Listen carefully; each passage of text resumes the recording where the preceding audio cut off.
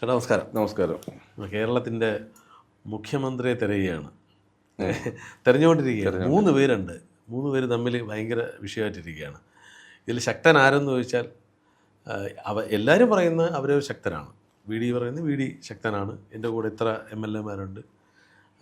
ഒരാൾ സീനിയോറിറ്റിയുടെ കാര്യമാണ്, ചെന്നിത്തല. പക്ഷേ ഇതിലൊന്നും പടത്തിലൊന്നും ഇല്ലാത്ത ഒരാളും പറയുന്നുണ്ട്.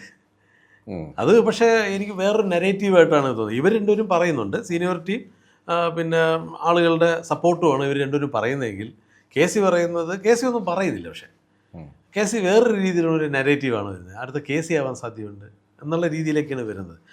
പിക്ചറിൽ മുന്നിൽ വരുന്നില്ല. മറ്റൊരു രണ്ടൊരു പിക്ചറിലുണ്ട്. അത് നമ്മൾ കാണുന്നതിൻ്റെ കുഴപ്പമാണോ അത് ഇവരുടെ ഒരു മൂഡ് പടമാണോ? ഇതെല്ലാം അതിനകത്ത് ഞാൻ ആ ചോദ്യത്തിൻ്റെ മറുപടിയിലേക്ക് വരുന്നതിന് മുമ്പ് കോൺഗ്രസ്സുകാരുടെ ഒരു ഗതികേടിനെ കുറിച്ചാണ് ഞാൻ ആലോചിച്ചു പോയത്.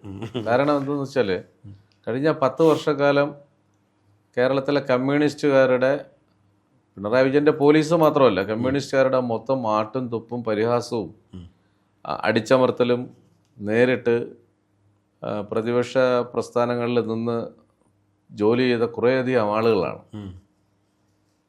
അത് യുവാക്കളും വനിതകളും ഒക്കെ അടങ്ങുന്ന വലിയൊരു നിര കോൺഗ്രസ്സിന് വേണ്ടിയിട്ട് സമരമുഖങ്ങളിലുണ്ടായിരുന്നു പല വിഷയങ്ങളിലും.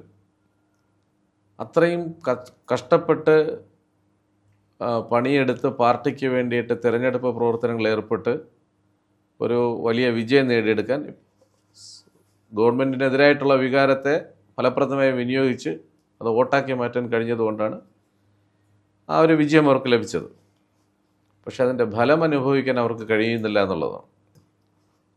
ഇപ്പോൾ രമേശ് ചെന്നിത്തലയുടെ കാര്യം, ആദ്യ 5 വർഷം പ്രതിപക്ഷ നേതാവായിരുന്നു. വ്യാപകമായിട്ടുള്ള ആരോപണങ്ങൾ, അഴിമതി ആരോപണങ്ങൾ ഇടതുപക്ഷ ജനാധിപത്യ മുന്നണി ഗവൺമെൻറ്റിനെതിരെ അടിച്ച് ഒരു കടലലകൾ അല്ലെങ്കിൽ തിരമാലകൾ ഇങ്ങനെ വന്നൊഴിയാതെ വന്നുകൊണ്ടിരിക്കുന്നത് പോലെയായിരുന്നു ആരോപണങ്ങളുടെ ഒരു പ്രവാഹമായിരുന്നു ആ സമയത്ത്. പക്ഷേ എന്നിട്ടും അതിനെ അതിജീവിച്ചുകൊണ്ടാണ് പിണറായിയുടെ നേതൃത്വത്തിലുള്ള ഇടതുപക്ഷ ജനാധിപത്യ മുന്നണി ഗവൺമെൻറ് രണ്ടാമതും വന്നത്. അപ്പോഴേക്കും ഒരു പ്രതിച്ഛായ ഉണ്ടാക്കുന്നതിൻ്റെ ഭാഗമായിട്ട്, അല്ലെങ്കിൽ യുവ നേതൃത്വത്തെ കൊണ്ടുവരുന്നതിൻ്റെ ഭാഗമായിട്ട് പിന്നെ പ്രതിപക്ഷ നേതാവ് വി ഡി സതീശൻ വന്നു. വി ഡി സതീശൻ തൻ്റെ മുന്നണിയിലുള്ള ഘടകകക്ഷികളെല്ലാം കോർത്തിണക്കി കൊണ്ടുപോകാൻ നല്ലൊരു മെയ്വഴക്കത്തോടു കൂടി അദ്ദേഹത്തിന് അത് നടത്താൻ കഴിഞ്ഞു എന്നുള്ളതാണ് യാഥാർത്ഥ്യം. അതോടൊപ്പം തന്നെ ഗവൺമെൻറ്റിനെതിരായിട്ടുള്ള സമരങ്ങളിലും മറ്റു നിലപാടുകളിലും കാർക്കശ്യമുള്ള ഒരു നേതാവായിട്ട് മാറാൻ അദ്ദേഹത്തിന് കഴിഞ്ഞു. പക്ഷേ ഈ 2 പേരെയും മറികടന്നുകൊണ്ട് ഒരു പുതിയ മറ്റൊരാൾ ഈ 10 വർഷക്കാലം ഈ വിഷയങ്ങളിലൊന്നും ഇടപെടാതെ, പിണറായി വിജയനെതിരായിട്ട് ഒരു ചെറുവിരൽ പോലും അനക്കാൻ തയ്യാറാകാതെ അങ്ങ് ഇന്ദ്രപ്രസ്ഥത്തിൽ AICCയുടെ തലതൊട്ടപ്പനായിരുന്നു കൊണ്ട് എല്ലാ സുഖലോലതയും അനുഭവിച്ച് രാജ്യമെമ്പാടും ചുമതലയുടെ പേരിൽ രാജ്യമെമ്പാടും കറങ്ങി നടന്ന് മറ്റ് സംസ്ഥാനങ്ങളിൽ കോൺഗ്രസിൻ്റെ പരിതാപകരമായിട്ട് സ്ഥിതിയിലേക്ക് കൊണ്ടെത്തിക്കാൻ നേതൃത്വം കൊടുത്ത ഒരാൾ. അതെ, പല സംസ്ഥാനങ്ങളിലും ഇദ്ദേഹത്തെ ചുമതല വഹിച്ച പല സംസ്ഥാനങ്ങളിലും കോൺഗ്രസ് വളരെ മോശം പ്രകടനത്തിലേക്ക് പോകുന്ന കാഴ്ചയാണ് നമ്മൾ കണ്ടത്. അങ്ങനെ ഒരാളിനെ മുഖ്യമന്ത്രി സ്ഥാനത്തേക്ക് കൊണ്ടുവരാനുള്ള ശ്രമമാണ് ഒരു ഭാഗത്ത് നടക്കുന്നത്. അപ്പോൾ അതിൽ ഏത് തരത്തിൽ വിജയിക്കുമെന്നുള്ളതാണ് ജനങ്ങൾ കാത്തിരിക്കുന്നത്. അതെ അതെ ആരുടെ നീക്കമായിരിക്കും വിജയിക്കുക എന്നുള്ളതാണ്.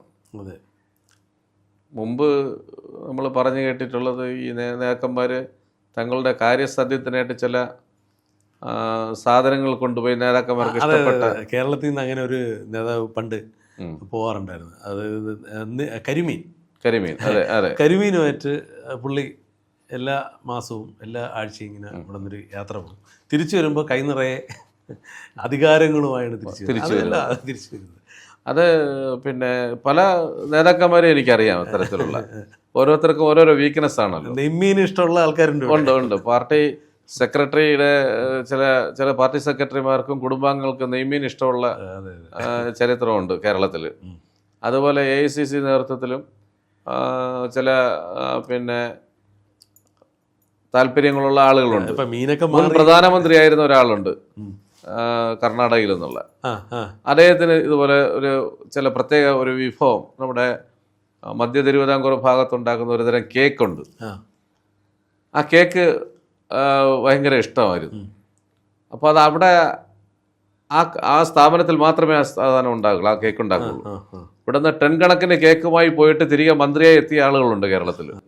പണ്ട് കരുണാകരൻ്റെ വീട്ടിലിങ്ങനെ അത് ഗണേഷ് കുമാർ പറഞ്ഞൊരു ഓർമ്മയുണ്ടോയെന്ന് അറിയില്ല ഞങ്ങൾക്ക്. അകത്ത് ആളുകൾ കയറി പോയിട്ട്, അതായത് പഴവും കൊണ്ടാണ് പോകുന്നത്, നല്ല ഏത്തപ്പഴം കൊണ്ട് ഇടുപ്പിൽ ചെരുകി അകത്ത് കയറുകയാണ്. കതറക്കെട്ടില്ലേ, അപ്പോൾ വലിയ ശരീരമില്ല, അപ്പോൾ അറിയില്ല. തിരിച്ചിറങ്ങുമ്പം ഈ പഴം തൊലിച്ചു കൊണ്ട് ഇറങ്ങിയിട്ട്, അതായത് എനിക്ക് വീട്ടിൽ പൂർണ്ണ സ്വാതന്ത്ര്യമാണെന്ന് കാണിക്കാൻ വേണ്ടി അത് ഗണേഷ് കുമാർ ഒരിക്കൽ പറഞ്ഞതാണ്. അപ്പൊ ഇത്തരത്തിലുള്ള പ്രീണനങ്ങളും ഇത്തരത്തിലുള്ള ചില ഗിമിക്കുകളൊക്കെയാണ് കോൺഗ്രസ് പൊതുവെ ഇപ്പോഴും അതിന് മാറ്റമൊന്നുമില്ല എന്നാണ് എനിക്ക് തോന്നുന്നത്. കോൺഗ്രസ് എന്ന് പറയുന്നത് ഒരു ആൾക്കൂട്ടമാണ്. അതെ, ഇത്തരത്തിൽ ആണ്. ഈ കേരളത്തിലെ ഓരോ പ്രാവശ്യം എന്ന് പറഞ്ഞു കഴിഞ്ഞാൽ ഇടത് ഭരണത്തിൻ്റെ മടുത്തിട്ട് ജനങ്ങൾ ഈ ഒരു കൂട്ടം വന്നോട്ടെ എന്ന് കരുതി വോട്ട് ചെയ്യുന്നതായിരുന്നല്ലോ. അപ്പോൾ സ്വാഭാവികമായി ഇപ്പം സംഭവിക്കാൻ സാധ്യതയുള്ള ഒരു കാര്യം എന്ന് പറയുന്നത് AICC തീരുമാനിക്കുന്നതാണല്ലോ അതെ അവരുടെ ഒരു രീതി. ഇപ്പോൾ MLA-മാരെ കേൾക്കും, ഘടകകക്ഷികളെ കേൾക്കുമെന്നൊക്കെ പറയണമെങ്കിലും ഹൈക്കമാൻഡ് എടുക്കുന്ന തീരുമാനമായിരിക്കും അന്തിമമായിട്ട് വരാൻ സാധ്യത. അപ്പോൾ സ്വാഭാവികമായിട്ടും ഹൈക്കമാൻഡിൽ ഏറ്റവും കൂടുതൽ ബന്ധമുള്ളത് ആര് എന്നുള്ളതാണ്. 10 വർഷം ഇവിടെ കിടന്ന് ഫൈറ്റ് ചെയ്ത ആളുകൾക്കാണോ, അതോ 10 വർഷം കൊണ്ട് രമേശ് ചെന്നിത്തലയ്ക്കുമില്ല. ഇപ്പോൾ AICC-യിൽ ഏറ്റവും കൂടുതൽ അടുപ്പമുള്ള വ്യക്തിയെ നമുക്കറിയാം, 3ാമത്തെ പേര് വന്നിട്ടുള്ള ആൾ. അതെ. അപ്പോൾ അദ്ദേഹം അവിടെ വേറെ ചില കാര്യങ്ങളോട് പറയാതിരിക്കാൻ നിർവാഹമല്ലേ. ഇതിലേത് സാധനമാണ് കൊടുക്കുന്നതെന്നുള്ളതായിരിക്കും ജനങ്ങൾ. മീനാണോ നെമ്മീനാണോ ഇതൊന്നും ആയിരിക്കില്ല. കാരണം നമ്മുടെ ലോക്സഭയിലെ പ്രതിപക്ഷ നേതാവ് ഇപ്പോൾ രാഹുൽ ഗാന്ധി, അദ്ദേഹത്തിന്റെ വിദേശ സന്ദർശനങ്ങളെ കുറിച്ചൊക്കെ നമുക്കറിയാം. ഒരുപാട് വീഡിയോ വന്നിട്ടുണ്ട്. അദ്ദേഹം എന്തിനാണ് വിദേശത്ത് പോകുന്നതിനെ കുറിച്ചുള്ള വീഡിയോ ആണ്. അതെ. അപ്പോൾ അദ്ദേഹം അത്തരത്തൊരു രീതിയിലാണ് അദ്ദേഹത്തിന്റെ വിദേശ രാജ്യങ്ങളിലെ സന്ദർശനത്തിന്റെ പ്രധാന ഉദ്ദേശം എന്നുള്ളതാണ് എല്ലാവരും പറഞ്ഞിട്ട് നമുക്ക് ഏറെക്കുറെ അറിയുകയും ചെയ്യാം. അതിനെല്ലാം സഹായം, അത് ഇന്ത്യയിൽ അത്തരത്തിലുള്ള കാര്യങ്ങൾക്ക് അദ്ദേഹത്തിന് സഹായമായി നിൽക്കുന്ന ആളാണ് KC എന്നാണ് പൊതുവെ പറയുന്നത്. അതാണ് ഈ AICC നേതൃത്വവുമായി KCക്കുള്ള ബന്ധം. മറ്റൊരു കാര്യം എനിക്കിതിനകത്ത് പറയാതിരിക്കാൻ പറ്റില്ല. കാര്യം ഇവിടെ നിന്നൊരു ലിസ്റ്റ് MLA-മാരുടെ ലിസ്റ്റ് അങ്ങോട്ട് അയക്കുന്നു. അല്ല, MLA-മാരുടെ അല്ല, സ്ഥാനാർത്ഥികളുടെ ലിസ്റ്റ് അയക്കുന്നു. അത് അതെല്ലാം വെട്ടി നിരത്തി എന്നിട്ട് അവിടെ നിന്നൊരു ലിസ്റ്റ് ഇങ്ങോട്ട് വരുന്നു. അതെ, ആ ലിസ്റ്റിന് പ്രകാരമാണ് സ്ഥാനാർത്ഥികളെ തീരുമാനിച്ചത്. മാത്രമല്ല അവർക്ക് കാശും കൊടുത്തു എന്നാണ്, തെരഞ്ഞെടുപ്പിന് വേണ്ടിയിട്ടുള്ള കാശും കൊടുത്തു. ഇതെല്ലാം ഈ വിഭവങ്ങളെല്ലാം ഒരുക്കാനുള്ള സംവിധാനം ഇന്ന് അദ്ദേഹത്തിനുണ്ട്. അതാണ് AICC നേതൃത്വവുമായിട്ടുള്ള അദ്ദേഹത്തിന്റെ അടുപ്പം. മീനല്ല ഇവിടെ ആവശ്യം, മീനും കേക്കുമെന്നല്ല അവിടെ ആവശ്യം. അവിടെ ആവശ്യമുള്ള എന്താണെന്നുള്ള ഫലപ്രദമായി അദ്ദേഹം സപ്ലൈ ചെയ്യുന്നുണ്ട്. അതെ, ആ സപ്ലൈയുടെ അടിസ്ഥാനത്തിൽ സ്വാഭാവികമായിട്ട് അത് വളരെ വലിയ സ്വാധീനമുള്ളൊരു കാര്യമാണ്. അത് നമുക്ക് പറയാതിരിക്കാൻ നിർവാഹമല്ലല്ലോ. അപ്പോൾ ആ സ്വാധീനത്തെ മറികടക്കാൻ VD സതീശൻ്റെയും രമേശ് ചെന്നിത്തലയുടെ സ്വാധീനം പോരാ എന്നുള്ളതാണ് ഞാൻ മനസ്സിലാക്കുന്നത്.